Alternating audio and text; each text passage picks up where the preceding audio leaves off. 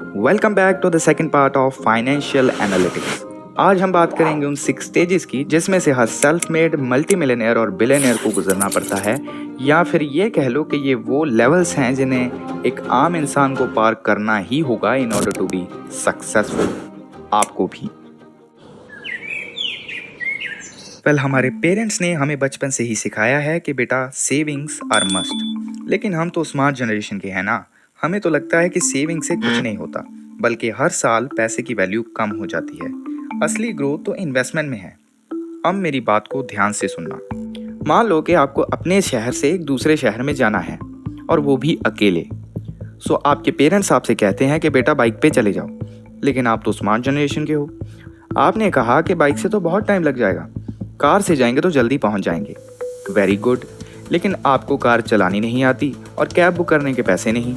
So the only option you are left with is bike. In the same way, investment is a great choice, but still you are not mature enough to invest money correctly. So the only option you are left with is savings. Save, not to have money, but to develop habit. अब pocket money के पैसे save करने से तो कोई अमीर बना नहीं।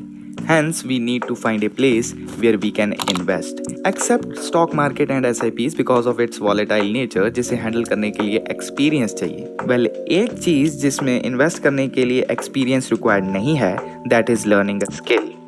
अब मैं तुम्हें बाकियों की तरह नहीं कहूंगा कि जाओ जाकर वीडियो एडिटिंग सीख लो, ग्राफिक डिजाइन सीख लो, कंटेंट राइटिंग सीख लो। No, you need to find it out by yourself कि तुम्हें क्या करना पसंद है और तुम उस चीज को कितने टाइम तक रिटेन कर पाओगे।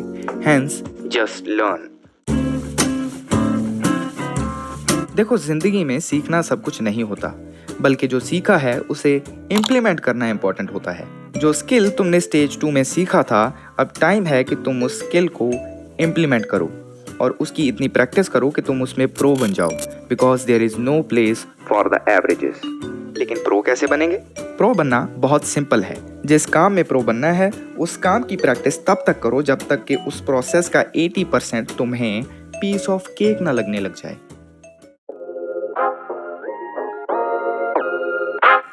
Don't confuse professionalism with earnings, because professionalism means a way of doing a job that shows great skills and experience. अब तुमने जो स्किल सीखा है और जिसे इम्प्लीमेंट करके तुम उसमें प्रो बन चुके हो, now it's time to become professional in that skill. और प्रोफेशनल कैसे बने? सिंपल, जो काम तुम पहले खुद की इम्प्रूवमेंट के लिए कर रहे थे, now you need to do the same work for a client. Here, earning money is your secondary purpose and your first priority is to look and be more professional. Professionalism gain करने के लिए तुम freelancing start कर सकते हो, और implementation के दौरान तुमने जो प्रोजेक्ट्स किए उन्हें एज ए रिज्यूमे यूज़ कर सकते हो, या फिर तुम एक इंटर्नशिप ज्वाइन कर सकते हो फॉर गेनिंग एक्सपीरियंस, जिस एक्सपीरियंस के बेसिस के ऊपर तुम आगे चलकर एक जॉब भी हासिल कर सकते हो। But as you all know, jobs never created millionaires.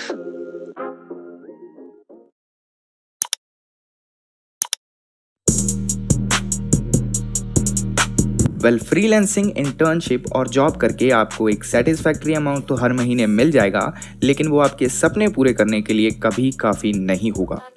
And the main motive of doing job is to gain experience, because great ideas comes from experiences. And आप जॉब कर रहे थे to find an idea that solves a problem or provides value to people, like Instagram. उस idea पर आप काम करोगे 1.5 से 2 साल, और अगर बड़ी गेम खेलनी है तो 5 साल। और इसीलिए टाइम वेस्ट करना बंद करो एंड स्टार्ट वर्किंग, ताकि आप जल्दी से जल्दी स्टेज 6 तक पहुंच जाओ।